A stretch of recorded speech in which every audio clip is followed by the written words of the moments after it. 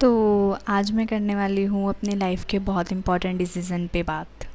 बहुत लोग बोलेंगे कि शायद तुम ये डिसीज़न गलत ले रही हो, बट मैंने ये डिसीज़न लेने के लिए बहुत टाइम लिया है। नीट का एग्ज़ाम होने के बाद ऑलमोस्ट 4 मंथ, जब से नीट हुआ है तब से उसके बाद जो एग्ज़ाम का रिज़ल्ट आया है, नीट का रिज़ल्ट आया है, तब से अब तक जितना भी टाइम हुआ है वो मैंने सिर्फ यही डिसाइड करने में लगाया है कि क्या मुझे ये डिसीज़न जो मैंने लिया है, should I take a drop और नॉट, क्या मुझे ड्रॉप लेना चाहिए या नहीं लेना चाहिए, क्या मेरा ड्रॉप वर्थ इट रहेगा मेरे लिए या नहीं रहेगा। तो ये सब चीज़ सोचने के लिए ही मैंने इतना टाइम लगा दिया। और मैं आपको बताऊंगी कि मेरा इतना टाइम क्यों लगा है, या मैंने इतने महीने क्या सोचा, क्या करा। Hello guys, my name is Abhishakha and this is my 5th drop of NEET in 2026। ये मेरे साथ ही नहीं है, ये हर उस बच्चे के साथ है जो नीट देकर आता है। जब आप नीट का एग्ज़ाम देते हो तो आपको पता चल जाता है कि आपका सिलेक्शन होगा या नहीं होगा। और जब मैंने नीट दिया था तो मुझे पता चल गया था कि मेरा सिलेक्शन होना बहुत मुश्किल है। तो मैंने डिसाइड करा कि रिज़ल्ट तक का वेट करते हैं। और मेरा फिर एम्स नर्सिंग का भी एग्ज़ाम था, तो मैंने सोचा क्यों ना उस पर फोकस करती हूँ, क्या पता वो क्लियर हो जाए। बट कहीं ना कहीं मेरे अंदर ये था कि मुझे नीट ही करना है। उसके बाद जब रिज़ल्ट आया तो मेरे मार्क्स आए, मार्क्स मैंने देखे, मेरे मार्क्स इतने नहीं थे कि मेरा एडमिशन हो सके एमबीबीएस में, गवर्नमेंट सीट मुझे मिल सके एक, मेरे मार्क्स इतने नहीं थे। फिर मैंने डिसाइड करा कि चलो ठीक है, क्यों ना हम प्राइवेट में ले लेते हैं एडमिशन।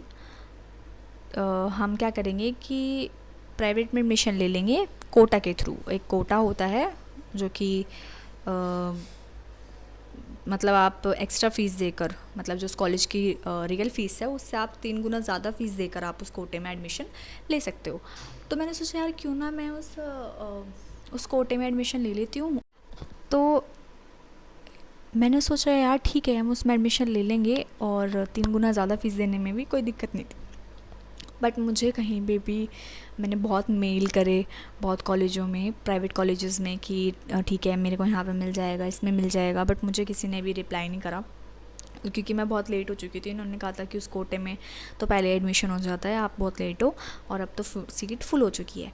तो मैंने सोचा चलो ठीक है, कोई बात नहीं, प्राइवेट में कहीं पर हम देखते हैं, क्या पता प्राइवेट एमबीबीएस में कहीं पे हो जाएगा। तो मेरे पास ही जहाँ मैं रहती हूँ वहीं पे ही यूपी में कॉलेज था एक। तो मेरे पास ही एक कॉलेज है, थोड़े दूर ही है, मतलब वो यूपी का कॉलेज था। तो मेरे नेबर्स ने मुझे बताया कि ऐसे ऐसे कॉलेज है और उसमें आपके 50 लाख रुपए लगेंगे और बस उसमें एडमिशन हो जाएगा। तो हम वहाँ पे भी देखने गए थे। तो उन्होंने, जब हम वहाँ पे गए तो उन्होंने हमें बताया कि डोनेशन जो है वो आपकी बहुत ज़्यादा बताई उन्होंने, ऑलमोस्ट 80 लाख डोनेशन। ठीक है, तो यार इतना बजट नहीं था। अगर मैं 80 लाख डोनेशन दूंगी और फिर उसके बाद मैं फ़ीस भी सबमिट करूँगी तो ऑलमोस्ट मेरे 3 करोड़ रुपए तो बैठ ही जाते। तो फिर मैंने उस कॉलेज में एडमिशन नहीं लिया। फिर मैंने सोचा चलो ठीक है, मैं कोई पार्शियल चीज़ें कर लेती हूँ, कुछ और जो उसके अलावा एमबीबीएस के अलावा होते हैं वो कर लेती हूँ। मैंने सोचा बीएससी कर लेती हूँ। तो मैंने बीएससी में भी बहुत जगह, उस टाइम तक बहुत लेट हो चुका था, ऑलमोस्ट अगस्त जुलाई के एंड की बात है शायद, हाँ। तो मैंने सोचा क्यों ना अब ले लेती हूँ एडमिशन बीएससी में। मैं बीएससी में पता करने गई प्राइवेट कॉलेजेस में, तो उनका टाइम निकल चुका था और उनके एग्ज़ाम्स होते हैं प्राइवेट कॉलेजेस के, वो ख़त्म हो चुके थे, सीट फुल हो चुकी थी। तो अब मेरे पास ज़ीरो ऑप्शन बचे हुए थे। फिर हम घर आ गए, थक हार के वही सब चीज़ें मैंने स्टार्टिंग करी फिर दोबारा से, पर वो उसी चीज़ पे अब मैं ज़ीरो पर आ गई दोबारा से। फिर मैंने सोचा यार कि ठीक है, मैं बैठ गई, मैं सोचने लग रही थी। तो मेरे पापा ने मुझे एक बात बोली कि बेटा देख, अब तेरी एज नहीं निकली, अगर तुझे करना है तो तू कर ले, हम तुझे मना नहीं कर रहे, मैं तुझे 20 साल तक भी पढ़ाऊँगा, मुझे कोई दिक्कत नहीं है। तो जब मेरे पेरेंट्स ने मुझे ये चीज़ बोली कि मैं तुझे 20 साल तक भी पढ़ाऊँगा, और मेरे घर वालों ने बोला कि कोई प्रेशर नहीं है। और यार देखो, सबसे बड़ी चीज़ एक बच्चे की प्रिपरेशन में क्या हो जाती है ना, कि वो 3 चीज़ें जो होती है वो मेन होती है। एक तो आपका सेल्फ डाउट, कि आप खुद पे डाउट कर रहे हो कि आपसे नहीं हो पाएगा। दूसरा आपका फाइनेंसेस, कि आप पैसे लगाए जा रहे हो बार बार अपनी पढ़ाई में, बट लेकिन आपका नंबर नहीं आ रहा है, और फिर आप खुद फाइनेंशियली इंडिपेंडेंट नहीं बन पा रहे हो 5 साल के बाद जब आप खुद को देखते हो। तो वो एक बहुत ज़्यादा बड़ी चीज़ हो जाती है, क्योंकि आप सोचते हो कि यार ठीक है यार, इस टाइम पर आकर तो मुझे अपने घर वालों को सपोर्ट करना चाहिए, और वो आप नहीं कर पाते हो। और तीसरी चीज़ हो जाती है आपके पेरेंट्स का सपोर्ट, जो कि बहुत इंपॉर्टेंट है। अगर तुम्हारे पेरेंट्स तुम्हें सपोर्ट कर रहे हैं तो तुम कर सकते हो, चाहे तुम 6 ड्रॉप ले रहे हो, चाहे तुम 5 ड्रॉप ले रहे हो। और एक लड़की के उसमें मुझे लगता है शायद से, अगर तुम्हारे घर वाले ये बोल रहे हैं कि तुम करो बेटा, तो वो फिर तो तुम्हें करना चाहिए। मेरे हिसाब से तो यही चीज़ है। और मेरे घर वालों ने मुझे यही बोला कि तुझे करना चाहिए। जब हम तेरे साथ देने लग रहे हैं, हम ये थोड़ा ना कह रहे हैं कि तुझे कि तू कर मत। मेरे पापा ने, जब मैंने स्टार्टिंग में मेरा रिज़ल्ट आया उसके बाद ही मेरे पापा ने बोले तो कोई बात नहीं, एक और ड्रॉप ले ले बेटा। बट मैंने उस चीज़ को डिनाई कर दिया था कि यार बहुत ड्रॉप हो चुके हैं, शायद मैं इस बार भी नहीं हो पाएगा। मैं हमेशा ड्रॉप ले लेती हूँ, नहीं होता है, नहीं होता है। कुछ नंबर से रह जाती हूँ, फिर कुछ नंबर से। तो पापा ने कहा कि कोई बात नहीं, तो क्या हो गया, अभी थोड़ा ना तेरी एज निकली है, जब तक तेरा मन करेगा तब तक तू कर, अभी थोड़ा ना तू बूढ़ी हुई है। बट एक अंदर से गट फीलिंग आने लगी थी कि यार नहीं, मुझे नहीं करना है। क्योंकि मैं लोगों को देखती थी कि लोग कहाँ चले गए। मेरे फ्रेंड्स, अरे उनकी तो डिग्री पूरी हो गई, अरे वो तो जॉब कर रही है बीटेक कर कर, अरे वो तो ये कर रही है। तो मैं उन लोगों को देख देख कर मुझे लगता था कि यार मैं तो ज़ीरो पर ही हूँ, मैंने तो कुछ भी नहीं करा अब तक लाइफ में। बट फिर मैंने डिसाइड करा, जब उस दिन मेरे पापा ने बोला कि दूसरों को देख कर डिसाइड मत कर कि तू कहाँ है, ठीक है, तू अगर मेहनत करेगी ना तो तेरा नंबर आ जाएगा। क्या पता ना लिखा हो 5 साल में आना, क्या पता 6 साल में आना लिखा हो, क्या पता 4 साल में ना लिखा हो, 5 साल में लिखा हो।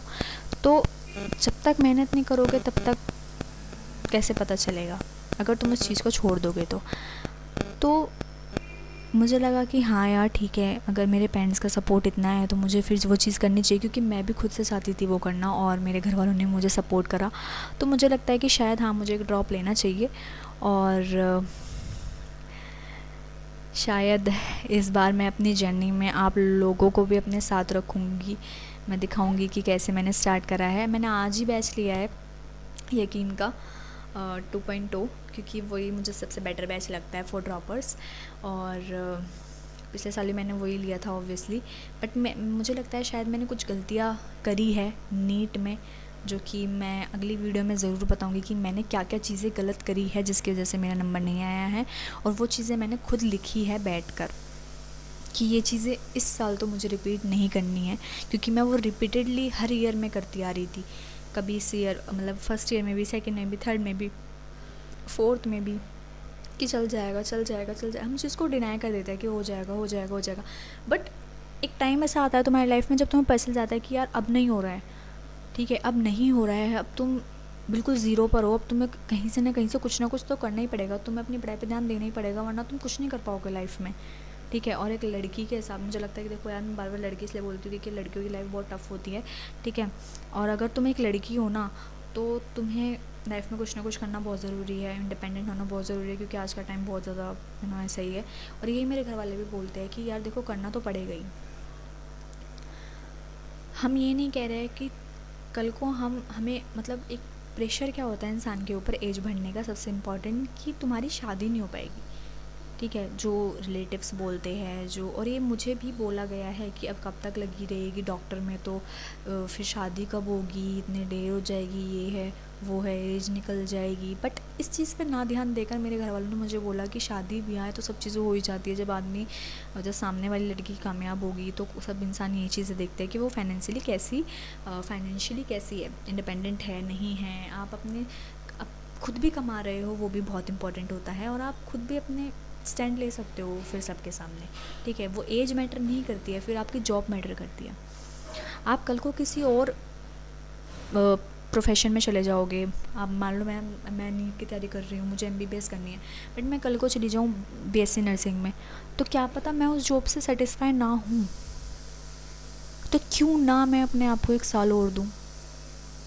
ज़रूरी नहीं है, प्रेशर उनके ऊपर है जिनके पेरेंट्स सपोर्ट नहीं कर रहे हैं। जिनके पेरेंट्स सपोर्ट नहीं करते हैं उन लोगों को इस चीज़ के बारे में सोचना चाहिए कि हाँ भाई, मेरे पेरेंट्स सपोर्ट नहीं कर रहे तो शायद मुझे ये चीज़ नहीं करनी चाहिए। बट अगर तुम्हारे पेरेंट्स पर उसमें भी अगर तुम्हारा मन है ना, तो तुम्हें लड़ना चाहिए। देखो, ये तो बहुत ज़रूरी चीज़ है, क्योंकि हर चीज़ तुम्हारे मन के हिसाब से है और कल को तुम क्या सोचते हो वो ज़्यादा इंपॉर्टेंट है, ठीक है। बट अगर तुम्हारे पेरेंट्स भी उसमें सपोर्ट कर रहे हैं तो फिर तो बहुत ही इंपॉर्टेंट मतलब हो जाती है वो चीज़ तुम्हारे लिए। फिर तो तुम कुछ भी कर सकते हो अपनी लाइफ में। तो मेरा भी ये डिसीज़न था, और शायद इस साल में आपको अपना सारा जितने भी मैं करूँगी, मेरा बहुत बैकलॉग भी हो गया होगा अब तो, और अब तक मैंने बैच खोल के भी नहीं देखा। तो मैं उस चीज़ के बारे में कि मैंने कैसे अपना बैकलॉग मैं पूरा करूँगी, कैसे मैं अपनी पढ़ाई स्टार्ट करूँगी, ठीक है, कैसे मैं सब कुछ चीज़ें करूँगी, तो मैं अपने चैनल पर वो सब चीज़ें डालूँगी और मुझे बहुत अच्छा लगेगा कि आप लोग मेरा साथ दोगे। तो thank you for watching guys.